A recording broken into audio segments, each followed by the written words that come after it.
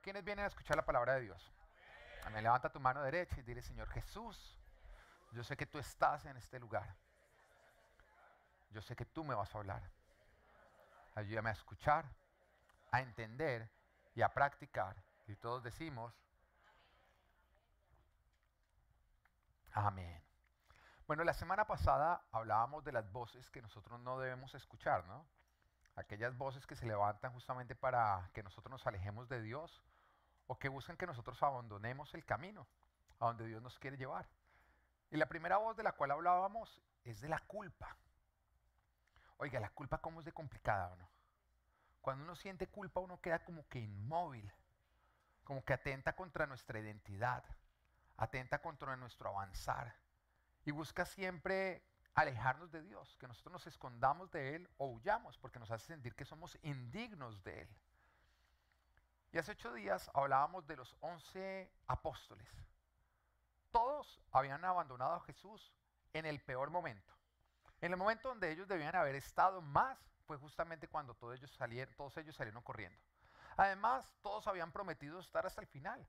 El primero que le había dicho había sido Pedro, que le había dicho, mira, si me toca ir hasta la muerte contigo, hasta la muerte contigo voy. Y todos los demás dijeron, sí, nosotros también hasta la muerte. De hecho, que levanten 12 cruces porque todos entonces vamos a morir crucificados. Y todos le habían dicho al Señor, Señor, vamos a estar hasta el final. Sin embargo, cuando vinieron a arrestar a Jesucristo, todos ellos salieron corriendo. En otras palabras, sus palabras de que voy a estar a tu lado siempre, fue hasta que llegaron los problemas. Ellos le habían dicho, cuando vengan los problemas, ahí al lado tuyo voy a estar. Pero cuando vinieron los problemas, Jesús se volteó y todos lo habían abandonado. Y yo creo que algo que a ellos los mantenía encerrados, en derrota, y por lo cual no se atrevían a ir a la tumba, era justamente porque estaban cargando con la culpa de haber abandonado a Jesús en el momento en que menos lo debían haber abandonado. Y es que eso hace la culpa. La culpa busca que nosotros nos escondamos de Dios. La culpa logra que nosotros huyamos de Él, creyendo que no somos dignos de Él. Y vayamos a lo que sería la primera caída del hombre, la primera caída del ser humano. La primera vez que alguien pecó, en Génesis capítulo 3, versículo 8 y 9, nos dice, cuando el día comenzó a refrescar, oyeron el hombre y la mujer que Dios andaba recorriendo el jardín. Entonces corrieron a esconderse entre los árboles para que Dios no los viera. Eso es lo que hace la culpa. La culpa hace que cada vez que se acerca a Dios, con cualquier cosa que signifique Dios, puede ser su iglesia, el amigo cristiano, la palabra, que tú en vez de caminar hacia Él, tú huyas de Él y salgas a esconderte. Porque no te sientes merecedor. Pero nos damos cuenta de lo que ocurre después. Pero Dios, el Señor, llamó al hombre y le dijo, ¿dónde estás? Mira, la culpa nos hace creer que cuando nosotros pecamos, Dios se esconde de nosotros. La culpa te hace creer a ti que en vano tú estás yendo a orar a Dios. La culpa te hace creer a ti que para qué estás yendo a la iglesia si usted ayer mire lo que estaba haciendo. Eso es lo que hace la culpa. Y nos hace creer que si nosotros llegáramos a Dios, Dios estaría mirando para otro lado, escondido, no nos prestaría atención porque Él está bravo con nosotros. Pero nos damos cuenta que cuando el hombre cayó, Dios no se escondió, Dios salió a buscarlos. La culpa hace que nosotros nos escondamos. Pero lo cierto, la verdad, lo que en realidad pasa, es que Dios siempre sale a buscarnos. Porque mayor que nuestro pecado es la gracia de Dios. Y nos damos cuenta de Pedro. Pedro tiene que vencer la culpa. Y recordemos que Pedro no solamente había abandonado como el resto a Jesús, sino que además lo había negado. En otras palabras, el que más había metido la pata de todos había sido Jesucristo. Había sido Pedro. Perdón. El que más había metido la pata de todos había sido Pedro. Si había uno que debía estar sintiendo culpa era Pedro. Porque no solamente lo abandonó en el momento que más lo necesitaba, sino que cuando estaban juzgando falsamente e injustamente a Jesús, Jesús se volteó, vio a Pedro y Pedro en ese momento estaba diciendo, no, yo no lo conozco, jamás lo he visto. Y lo estaba negando. Y nos dice la palabra que cuando él terminó de negarlo 3 veces, Jesús en ese instante lo miró fijamente a él. Así que Pedro estaba sintiendo culpa. Pero nos damos cuenta que es el único que logra vencer la culpa. ¿Y lo hace cómo? Con la fe. Recordando las palabras de Jesucristo. Porque yo te voy a decir algo, si Dios dice algo, Dios lo cumple. Dios no se retracta, la culpa es lo que nos está diciendo, mire, Dios le dijo eso a usted, pero yo creo que él ya cambió de parecer. Pero la misma palabra nos dice que Dios no es hombre para cambiar de parecer. Que Dios no es hombre para arrepentirse, lo que Él dice, Él lo dice. Cuando tú vas a hacer un contrato, digamos que tú vas a vender algo, tú vas a comprar algo, o a ti te van a contratar en una empresa, lo que te hacen es hacer un contrato que es donde se escribe a lo que o sea, donde se escribe aquello en lo que tú te estás comprometiendo. ¿Por qué? Porque sí es muy común que como seres humanos nosotros nos arrepintamos de lo que nosotros nos estamos comprometiendo o que cambiamos de parecer. Y de pronto, yo creo que a todos nos ha pasado, que de pronto nosotros vamos a comprar algo, acordamos un precio, volvemos a casa, lo dormimos y decimos, no, no, no, yo creo que estoy pagando mucho. ¿Mm? O que de pronto a ti te contratan en una empresa y te ofrecen cierto salario y tú dices, sí, está supremamente bien, pero después cuando vas y lo duermes, tú dices, no, yo creo que yo me merezco más. Y cambias de parecer. O que de pronto tú vas a vender algo y cuando ya te comprometiste, después tú te arrepientes y dices, no, no, no, yo creo que mejor se lo vendo a él que me da más. Nosotros como seres humanos sufrimos de eso, de arrepentirnos o de cambio de parecer. Y es por eso que existen los contratos. Porque en un contrato está diciendo, no importa si usted cambia de parecer, no importa si usted se arrepiente, usted tiene que cumplir esto en lo que usted se está comprometiendo. Eso es un contrato. Pero te das cuenta que sin que nadie le pidiera a Dios, Él ya hizo un contrato donde Él se compromete a todo lo que dice su palabra. Y Él lo escribe. Y cuando Él dice, yo me comprometo a que nunca te dejaré ni nunca te abandonaré, está escrito. Y cuando Él pone, aunque tu madre y tu padre te dejaren, el Señor siempre te recibirá en sus brazos. Él lo escribe. Cuando el Señor dice que mayor es su gracia que su pecado, Él lo escribe. Cuando el Señor te dice que jamás Él rechazará al que lo busca, Él lo escribe. Y en eso consiste la fe, en que si el Señor lo dice en su palabra, es porque el Señor lo va a llevar a cabo. Y fue justamente lo que Pedro usó para lograr vencer la culpa. Él decidió no escuchar las palabras que le estaba diciendo la culpa, porque él decidió recordar las palabras que le había dicho Jesús. Y yo creo, esto soy yo creo que en algún momento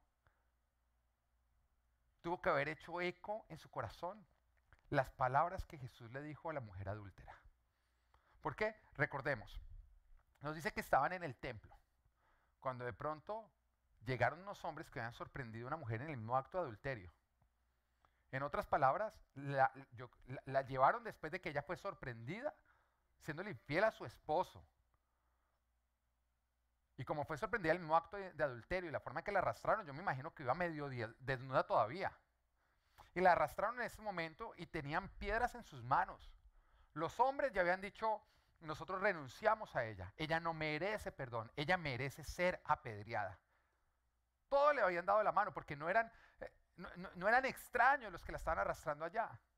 El hecho de que lo hubieran sorprendido en el mismo acto de adulterio quiere decir que eran personas cercanas, sus vecinos, su esposo, sus padres. Las personas más cercanas a ella ya habían renunciado a ella por el acto que ella había cometido. Esa persona no tenía nadie a su favor, nadie que dijera, no, no, no, un momentico, no lo hagan. No, todos los cercanos le estaban dando la espalda. Y la estaban trayendo ante Jesús ya con piedras en las manos y dijeron, Señor, escrito está que esta mujer tiene que morir apedreada. Y todos nosotros, todos los seres humanos a su alrededor, no le queremos dar gracia, porque ya renunciamos a ella. Pero lo más hermoso es que en ese momento Jesús se pone en medio de ella, en medio de ellos, y no la condena, sino que por medio de su sabiduría se deshace de aquellos que la están condenando. Y me encantan las palabras en Juan capítulo 8, versículo 10 al 11, que le dice Jesús. Entonces él se incorporó y le preguntó, mujer, ¿dónde están? ¿Ya nadie te condena? Nadie, Señor. Tampoco yo te condeno. Ahora vete y no vuelvas a pecar. Mira, todo todos los seres humanos ya habían renunciado a ella. Le estaban dando la espalda. Habían dicho, ella no merece perdón. A pesar de eso, la gracia de Dios seguía cubriéndola. Qué bueno saber que aunque toda la humanidad ya te esté dando la espalda, Jesús sigue recibiéndote en sus brazos.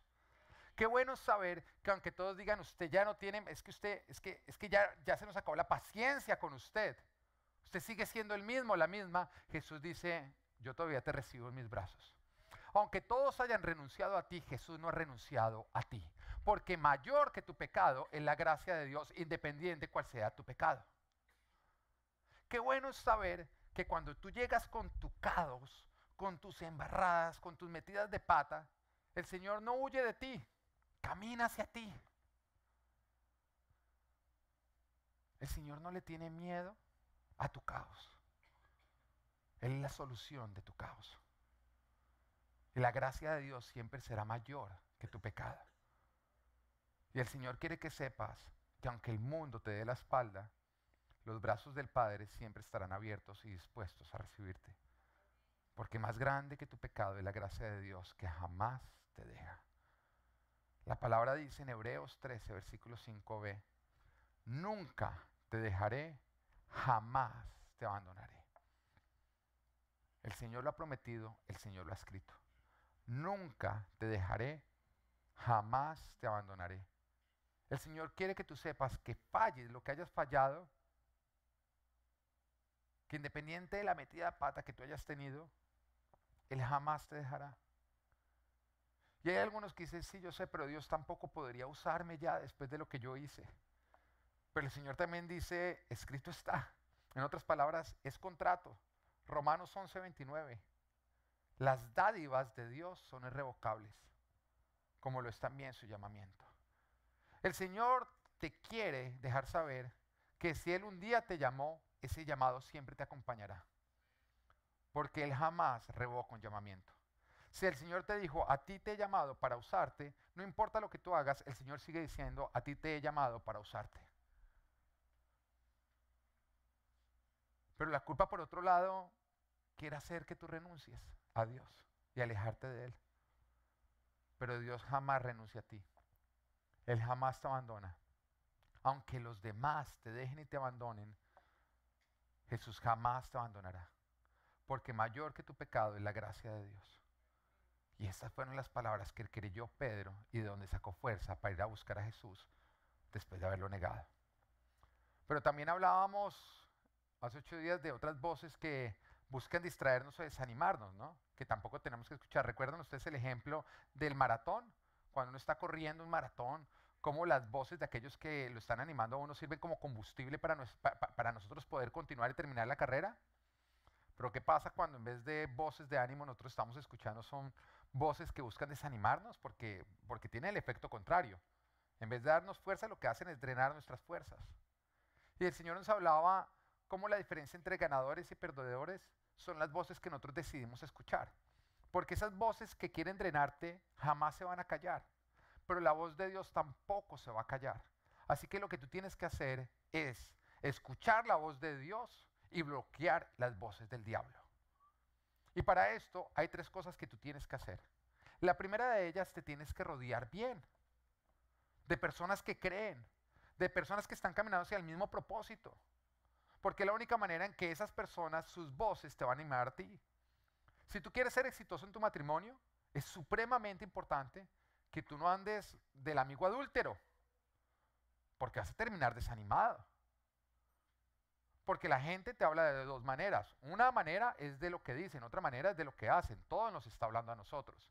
Pero cuando tú dices, mire, yo quiero sacar adelante mi matrimonio, yo creo en la fidelidad, creo en el pacto matrimonial, tú te rodeas de puros amigos que andan en infidelidades, en adulterios y que no les importa, ese predicar busca desanimarte a ti.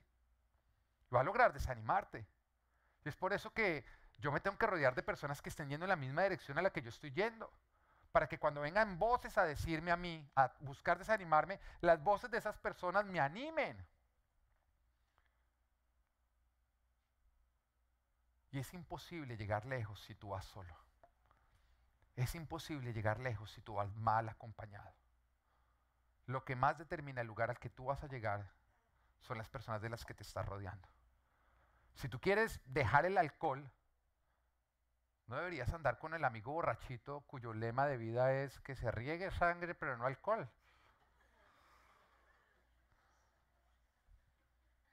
Ese era mi lema antes de Cristo, qué lástima, ¿no? Gloria a Dios que me cambiaste. Y te empiezas a rodear de personas que digan, no, la borrachera es entregarle las llaves al diablo y decirle, usted decida qué hacemos. Y yo no lo voy a hacer. Cualquiera que sea tu meta, rodéate de personas que vayan hacia la misma meta. Porque según tú te rodees, eso va a terminar a donde tú llegas. Lo segundo que tienes que hacer es participar juiciosamente de la iglesia. Y digo participar, no solamente asistir, digo participar. Porque Full Life apenas está en construcción. Nosotros tenemos 4 años y apenas estamos en construcción. Y cuando tú vienes, lo que tú haces es que tú te unes para juntos construir aquello que Dios quiere construir.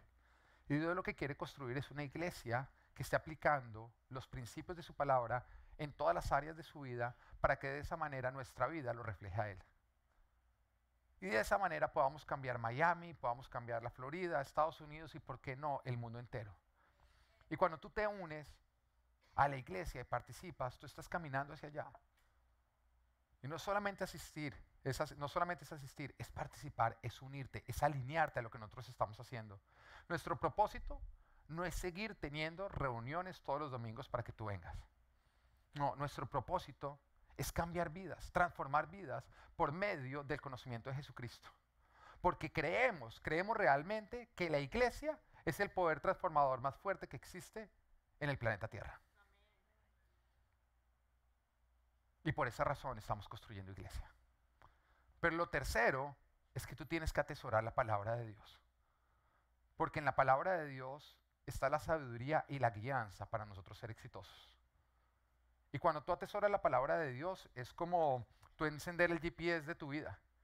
Y tú puedes poner y decir, bueno, Señor, camino a un matrimonio hermoso. Y la palabra te empieza a decir, ok, tome la derecha, a la izquierda, ame a su esposa.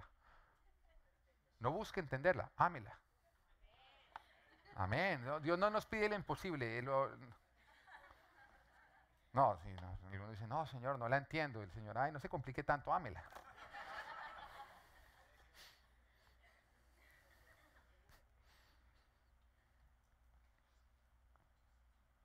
Pero hoy te quiero hablar de algo que también te va a ayudar a ti a ser exitoso en tu vida. De hecho, si tú no tienes este componente en tu vida, tú no vas a ser exitoso. Y te quiero hablar sobre el carácter. Amén. ¿Hay algunos que tienen carácter? Dígale al de lado, yo tengo carácter. Y respóndale, entonces, ¿dónde lo dejó? ¿Dónde lo tiene guardado? Sáquelo, úselo, póngaselo, a ver, lo quiero ver. Pero bueno, vamos a hablar sobre el carácter porque el carácter nos ayuda a avanzar hasta nuestras metas sin renunciar y sin desviarnos. Pero en esta palabra vamos a descubrir qué es carácter, pero también cómo podemos hacer nosotros para desarrollar carácter. Bueno, vamos a escuchar la clave del carácter. No solamente a dónde nos lleva, sino qué es y cómo yo puedo tenerlo en mi vida. Amén. Entonces, el título de hoy es, este será mi año, yo vivo con carácter. Dígale de lado, yo vivo con carácter a partir de ya. Amén. Juan capítulo 4, versículo 31 al 34 nos dice, mientras tanto, sus discípulos le insistían, Rabí, come algo. Yo tengo un alimento que ustedes no conocen, replicó él.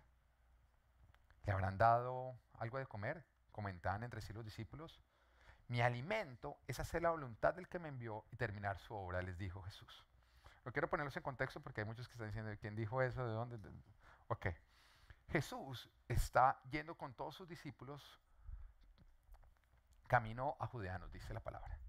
Y cuando están yendo hacia allá, están pasando cerca a Samaria, a una población de Samaria, y nos dice que Jesús estaba cansado por el camino. En otras palabras, su cuerpo físico estaba agotado. Así que Jesús se queda junto al pozo mientras que sus discípulos entran en la población para buscar algo de comer. Quiero que lo entiendas.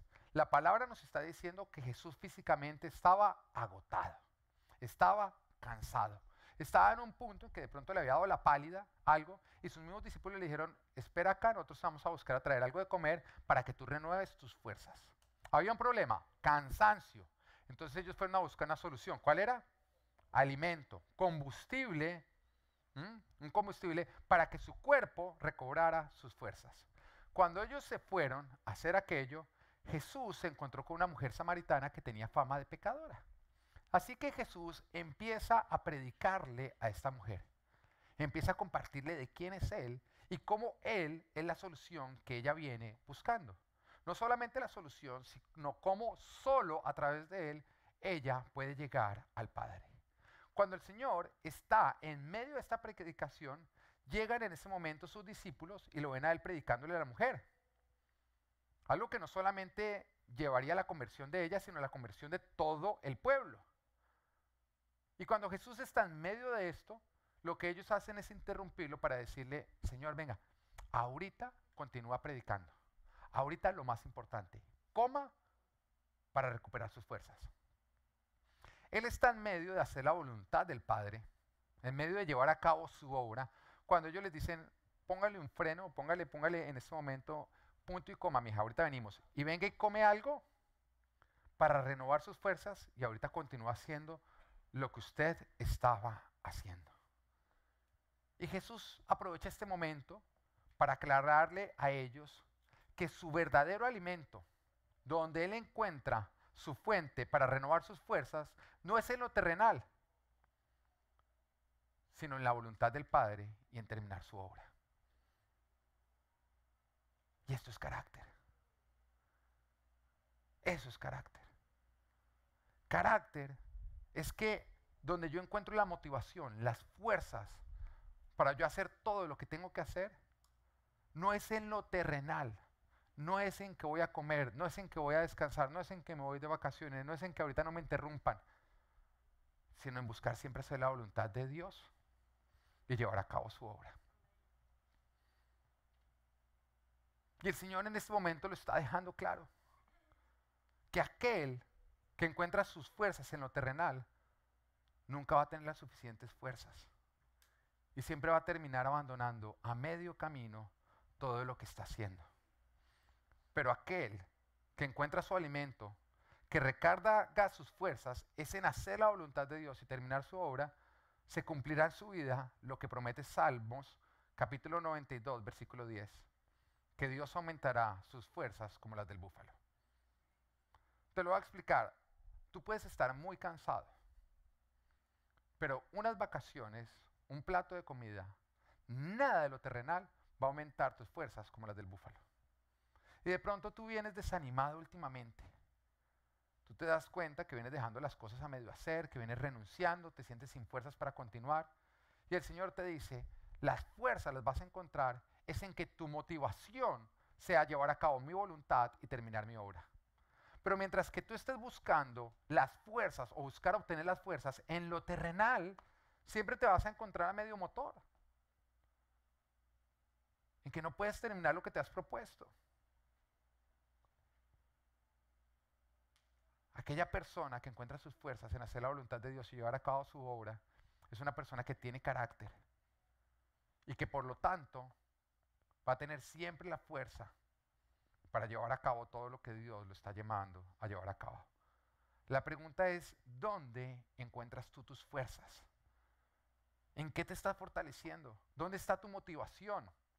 Porque si tu motivación es obtener siempre lo que tú quieres, o darle gusto a las demás personas, o obtener lo terrenal, entonces eso explica por qué te desanimas tan pronto, por qué abandonas lo que empezaste y por qué andas frustrado.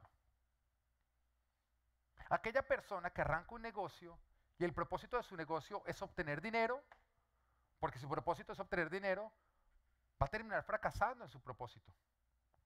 Pero aquella persona que está buscando la voluntad de Dios y Dios le dice, quiero que arranques esta empresa, y tú sabes que tú arrancas esta empresa, no es para satisfacer tu hambre terrenal, sino para cumplir con la voluntad de Dios y llevar a cabo su obra, pues no importa que tú no obtengas resultados, tú vas a seguir motivado en que estás haciendo lo que agrada a Dios. Y eso es carácter. Y la impaciencia es una evidencia de que tú no estás viviendo para Dios, sino que estás viviendo para ti. Porque cuando hacemos las cosas para Dios, nosotros nos alineamos a su tiempo. Y la impaciencia es el resultado de que las cosas no están ocurriendo en nuestro tiempo.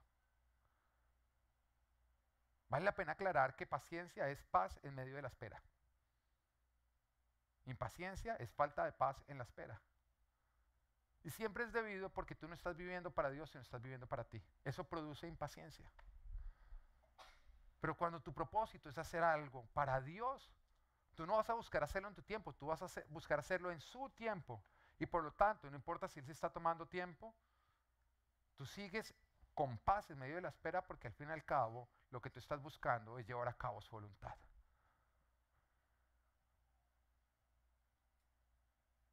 Cuando tu motivación es llevar a cabo la voluntad de Dios, tú vas a poder siempre terminar toda obra, cumplir con sus propósitos, porque tú no vives para lo terrenal.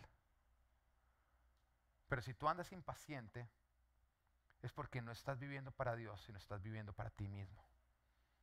Entonces, ¿qué es carácter? Carácter es que nuestro alimento, donde nosotros nos fortalecemos, lo que a nosotros nos motiva, es simplemente buscar hacer la voluntad de Dios y terminar toda obra que Él ha puesto en nuestras manos. Y fue donde Jesús siempre encontró sus fuerzas.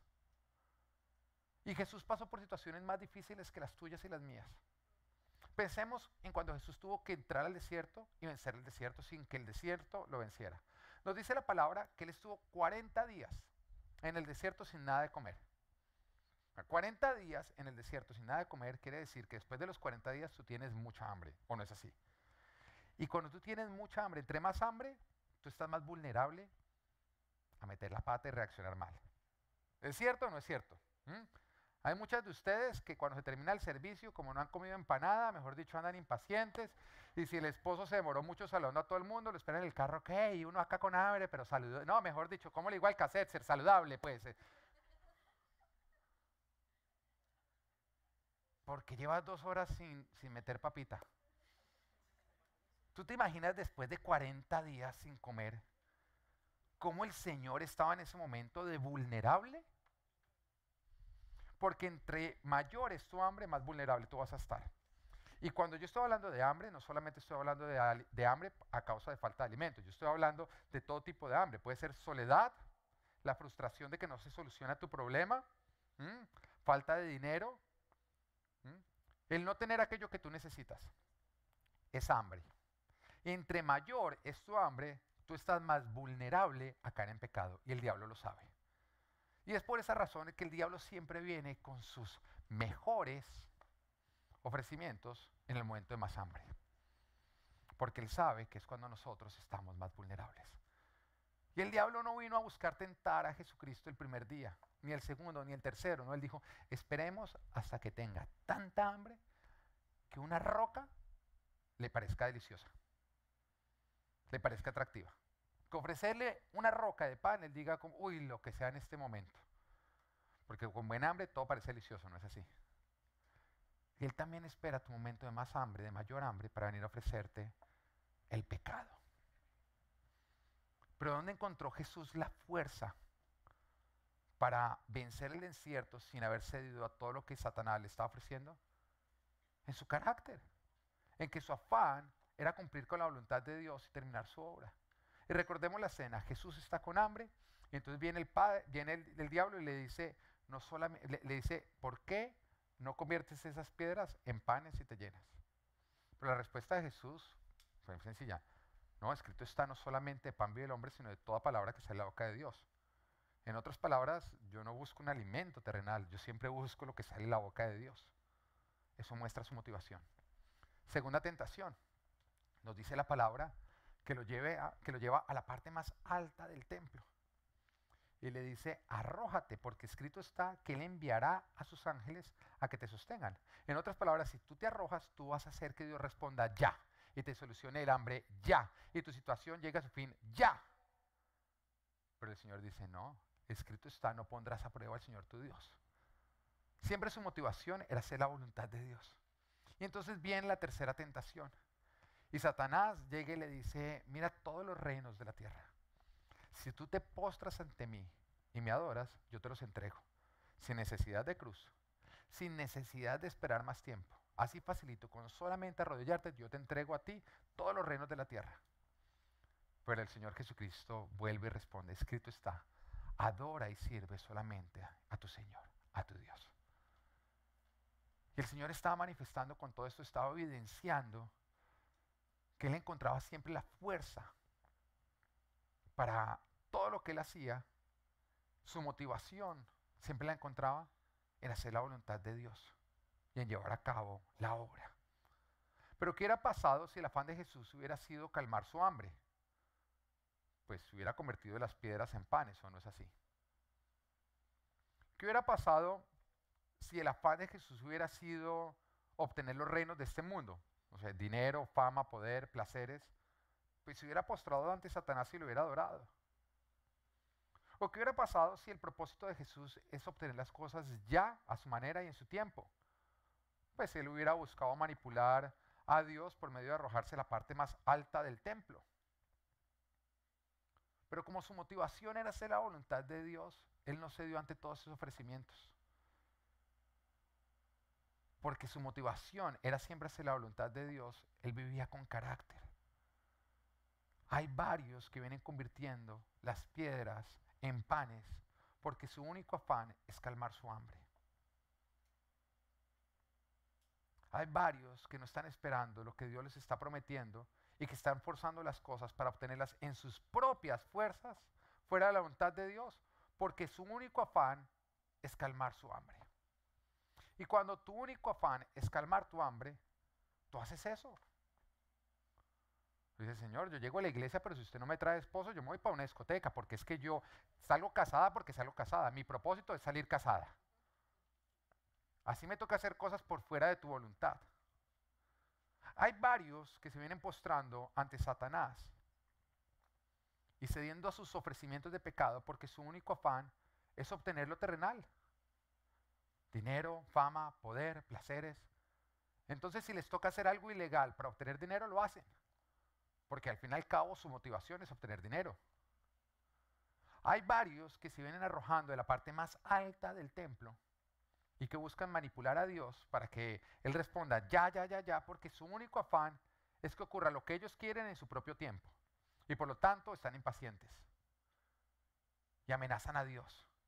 Y le dicen, Señor, o me respondes ya o salto de la parte más alta del templo. No vuelvo a la iglesia, dejo de servir, vuelvo a mi pecado o vuelvo a aquella relación de la cual tú me rescataste y me sacaste. Están amenazando a Dios. Pero eso simplemente está evidenciando que tu alimento no es hacer la voluntad de Dios ni terminar su obra, sino que tu alimento es que Dios haga tu voluntad y que Él termine tu propia obra. Hay varios que están buscando a Dios de esta manera. Le dicen, Señor, yo quiero que tú seas mi Señor. Y así funciona. Yo tengo esta lámpara, entonces tú te vienes a vivir dentro de esta lámpara. Y cada vez que yo te frote, tú sales y me dices, amo, ¿qué quieres? Y resulta que tú no eres el amo de Dios. Él es Dios. Él fue el que te creó. El que creó todo lo existente. Y así no funciona. Recuerdo un tiempo atrás en que había una persona que estaba impaciente esperando por la persona que Dios tenía para ella. Se sentía sola, ya se había llenado de impaciencia. Y me dijo a mí, mire, si Dios no me responde en esta fecha, le puso fecha a Dios. Fecha, así como mayo 18, 5 de la tarde. Si Dios no me ha respondido mayo 18, 5 de la tarde, que cosa que te doy 3 meses, ¿no? Si no me ha respondido en esta fecha, entonces me voy al mundo y busco una pareja en el mundo. Y le puso fecha. Esto evidenciaba cuál era su alimento, ¿o no? Su alimento era que hiciera su propia voluntad. ¿Qué crees que pasó?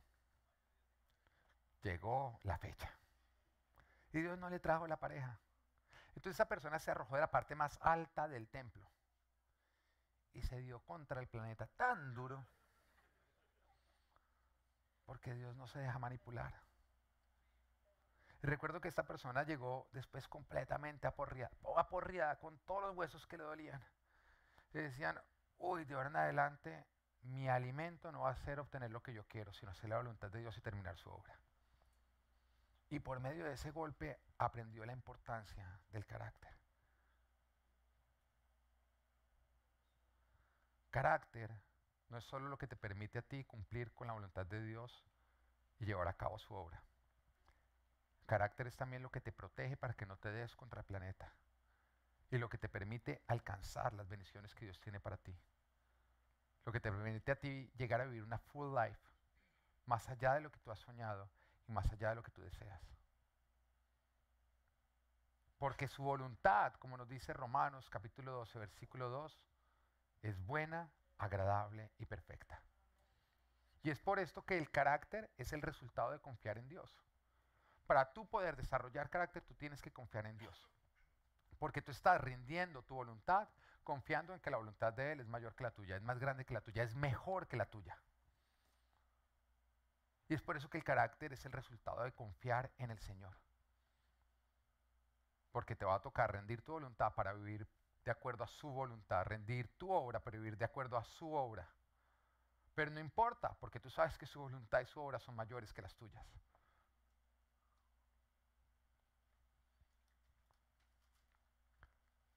Isaías capítulo 55, versículo 8 y 9 dice, porque mis pensamientos no son los de ustedes, ni sus caminos son los míos, afirma el Señor. Mis caminos y mis pensamientos son más altos que los de ustedes, más altos que los cielos sobre la tierra. Y cuando tú rindes completamente tu voluntad, tus caminos, tus pensamientos y empiezas a seguir los caminos, la voluntad y los pensamientos de Dios, tú llegas a vivir lo que el versículo 2 y el 13 nos dice, ustedes saldrán con alegría y serán guiados en paz. A su paso, las montañas y las columnas prorrumpirán en gritos de júbilo y aplaudirán todos los árboles del bosque. En vez de zarzas crecerán cipreses, mirtos en lugar de ortigas. Esto le dará renombre al Señor. Será una señal que durará para siempre. Cuando tú vives con carácter, cuando tu alimento es el mismo alimento de Jesús, que es hacer la voluntad de Dios y llevar a cabo su obra, esto te va a permitir a ti alcanzar más allá de lo soñado. Esto te va a permitir a ti vivir más allá de lo que tú jamás imaginaste. Cuando tienes carácter y tu alimento es hacer la voluntad de Dios, eso te va a permitir a ti llegar hasta tus sueños y alcanzar tus anhelos. Fue justamente el carácter lo que le dio la fuerza a Jesús para vencer el Getsemaní, a atravesar la cruz sin renunciar jamás. Porque Jesús en cualquier momento hubiera podido frenar el ser crucificado.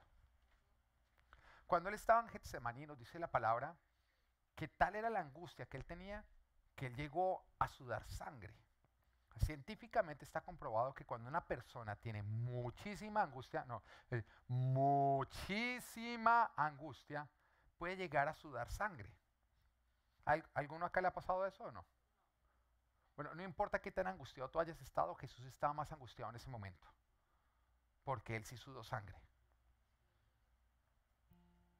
Y él estaba sudando sangre porque él sabía lo que le esperaba. Él estaba en Getsemaní y él sabía que estaban por venir a apresarlo. Y todo el momento su oración era, Padre, que se haga tu voluntad y no la mía. Padre, que se haga tu voluntad y no la mía. En otras palabras, él lo que decía era, Señor, yo fui a cumplir con tu voluntad, llevar a cabo tu obra. Y era ahí donde él obtenía la fuerza para no ser vencido por la angustia. Lo único que Jesús hubiera tenido que hacer para evitar ser arrestado, ¿sabes qué era? Haberse parado y haberse ido a otro lugar. Porque él sabía que era ahí donde iban a venir a arrestarlo. Él se hubiera podido ir a otra población y lo hubieran arrestado.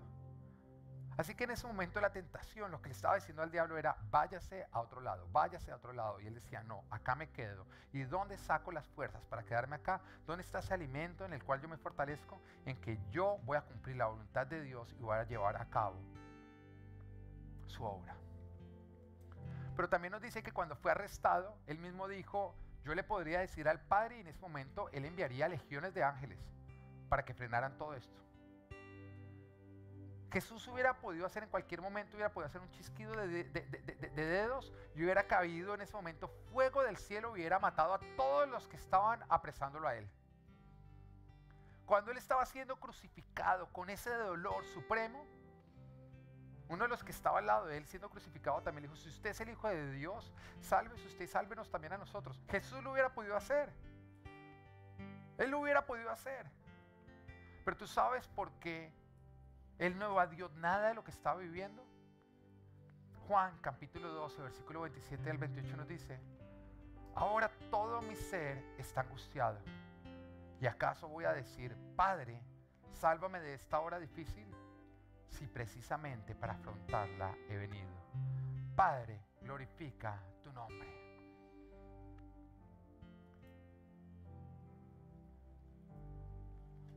La gasolina de Jesús, donde él encontraba toda su motivación, siempre era en cumplir la voluntad del Padre y llevar a cabo su obra.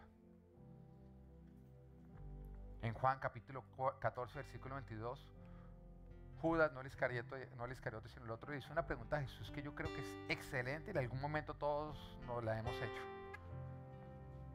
Y le dice: ¿por qué, Señor, estás dispuesto a manifestarte a nosotros y no al mundo? Mira lo que está diciendo en este momento Judas. Judas está diciendo: yo ya te vi, yo ya creo en ti, pero hay muchos que no te han visto, no creen en ti. ¿Por qué tú no te manifiestas a ellos? ¿Por qué tú no resucitas un muerto a los ojos de todos? ¿Por qué tú no haces un milagro que salga por televisión o algo así, que todo el mundo sepa que no hay ningún otro Dios como tú? Porque tú lo podrías hacer. ¿Por qué tú no le haces un milagro bien grande a ese familiar cabezadura que no ha querido entregar su vida a ti? ¿Por qué tú no haces algo a los ojos de todos para que de esa manera ellos vengan a ti? ¿Por qué no respondes a mi petición y así yo voy a creer? Y lo que estaban pidiendo eran señales, diciendo: ¿por qué no haces una señal tan grande, tan fuerte, que ya quite toda duda de si tú eres o no eres el Hijo de Dios? Pero mira lo que responde el Señor en el versículo 23 y 24. Dice: le contestó Jesús: el que me ama obedecerá a mi palabra, y mi Padre lo amará, y haremos nuestra vivienda en él. El que no me ama no obedece mis palabras, pero estas palabras que ustedes oyen no son mías, sino del Padre que me envió. Y mira lo que está diciendo el Señor. El problema en tu vida no es la falta de milagros en ella. No es que yo no esté orando con más milagros. El problema en tu vida no es ese. El problema de tu vida es la falta de sujeción. Es el que tú no estás rindiendo tu voluntad para vivir mi vida. El problema en tu vida no es que yo me estoy tomando mucho tiempo en responderte, o que yo no te quiero responder de la manera que tú quisieras que yo te respondiera. El problema en tu vida, lo que te está causando esa ceguera, lo que te está causando tropezar constantemente, es que tú no rindes tu voluntad para hacer mi voluntad tu voluntad, que tú no rindes tu obra para tomar mi obra y llevarla a cabo. El problema tuyo es rebeldía.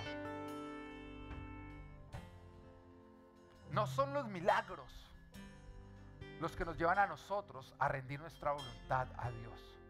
Es rendir nuestra voluntad a Dios lo que nos permite a nosotros vivir sus milagros. Porque cuando tú rindes tu voluntad y empiezas a vivir de acuerdo a su voluntad, tú caminas a donde Él te está guiando. Y déjame decirte que a donde Él te está guiando supera a donde tú quisieras ir. Los caminos de Dios son mejores que tus caminos. Los destinos de Dios son más grandes que tus destinos. Mientras que tú sueñas pequeño, Él sueña en grande. Él tiene para ti algo más grande de lo que tú le estás pidiendo. Tú tienes que entender eso.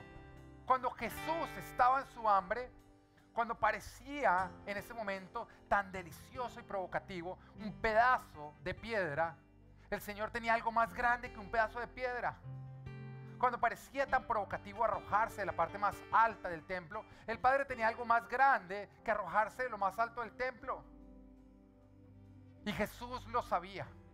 Jesús sabía que no importa lo provocativo que pueda ser el pecado en este momento, más grande será la recompensa de hacer su voluntad, mi voluntad, y vivir con carácter. El Señor tiene algo más grande para ti que lo que tú le estás pidiendo. Si el Señor te respondiera ya lo que le estás pidiendo, sería algo pequeño comparado a lo que tú vas a vivir si tú decides caminar a donde Él te está llamando. Ahora, no sé tú, pero yo creo en mi Dios, yo confío en su voluntad, y por lo tanto, este será mi año y yo viviré con carácter. Amén.